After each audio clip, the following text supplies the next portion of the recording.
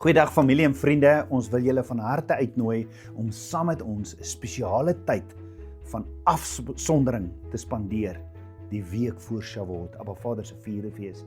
Ja, van Hemelvaart af gaan ons elke dag saamkom in die bovertrek by Zion Square om tyd in gebed en aanbidding te spandeer en saam te wag op Abba Vader se volgende fees, Shavuot. In Handelinge 1 vers 13 tot 14 lees ons, en toe hulle ingekom het, het hulle opgegaan na die bovertrek waar hulle gebly het. Hulle het almal eendragtig volhard in gebed en smeking. En dit is presies die hart waarmee ons hierdie tyd wil ingaan.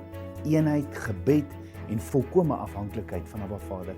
So van Woensdag aand af 13 Mei tot en met Saterdag 23 Mei kom ons elke aand saam in afsondering om saam te aanbid, Abba Vader se aangesig te soek en te wag op sy teenwoordigheid. Op pad na Shavuot, Sondag 24 Mei. Dit is nie net 'n byeenkoms nie, dit is 'n tyd om ons harte voor Abba Vader reg te maak, om stil te word en om hom saam te soek. Ons glo Abba Vader wil iets nuuts in hierdie tyd doen en ons wil dit nie misloop nie. Kom stap saam met hierdie pad van afsondering en verwagting.